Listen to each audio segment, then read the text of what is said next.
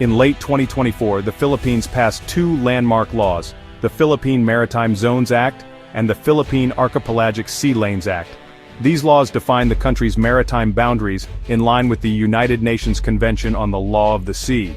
They provide a legal foundation for the Philippines' claims in the South China Sea, countering expansive claims by other nations. The Archipelagic Sea Lanes Act designates routes for foreign ships and aircraft, asserting the Philippines' right to manage passage. These new laws send a clear message: the Philippines will defend its sovereign territory. The South China Sea remains a flashpoint, with the Philippines and China at the center of the conflict. China's sweeping 9-line claim overlaps with the Philippines' exclusive economic zone, known locally as the West Philippine Sea. Chinese vessels, including Coast Guard and maritime militia, frequently enter Philippine waters, often engaging in aggressive actions. Incidents include the use of water cannons and military-grade lasers against Philippine supply boats, especially near Ayungin Shoal. Direct collisions and dangerous maneuvers have increased, raising the risk of miscalculation. Chinese activities have also expanded to the Philippine Rise, an area outside the South China Sea. This broader presence signals China's growing strategic ambitions. For the Philippines, these incursions are a constant challenge to its sovereignty and maritime security. The dispute is no longer limited to contested waters. It now threatens undisputed Philippine territory. Each confrontation tests the resolve of both nations. The Philippines faces the ongoing task of defending its resources and people. The stakes have never been higher. In response to China's persistent actions, the Philippines is overhauling its engagement protocols. The National Maritime Council, formed in 2024, is leading a whole-of-government effort to unify the country's maritime response. New rules will guide the Coast Guard, Navy, and law enforcement on measured, legally sound responses to provocations. Clear instructions on the use of force aim to avoid escalation while protecting Philippine sovereignty. President Marcos has drawn a red line. The deliberate killing of a Philippine national by Chinese forces would be considered close to an act of war. Such an event could trigger the 1951 Mutual Defense Treaty with the United States. The updated protocols reflect a recognition that old methods are no longer enough. The Philippines is preparing its forces for modern challenges at sea. By clarifying its limits and responses, the country aims to manage risks and deter further aggression. The new playbook is expected to be finalized in 2025.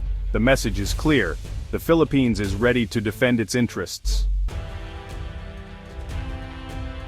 China's position on the South China Sea remains unyielding, despite a 2016 International Tribunal ruling in favor of the Philippines. Beijing rejects the ruling and continues to assert its sweeping claims. China has transformed reefs in the Spratly Islands into militarized artificial islands, complete with runways, radar, and missile systems. These bases allow China to project power, harass foreign vessels, and enforce its claims far from its mainland. The militarization of the South China Sea has shifted the region's strategic balance. China's actions undermine international law and increase the risk of conflict.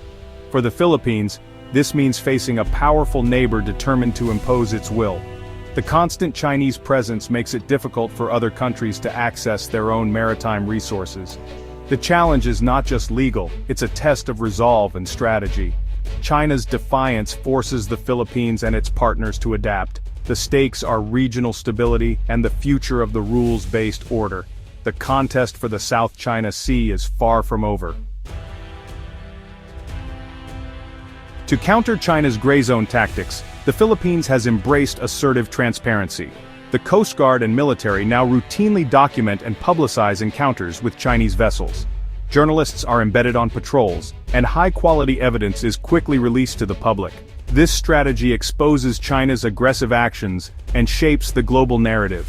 By controlling the story, the Philippines builds international support and highlights the daily challenges faced by its sailors and fishers.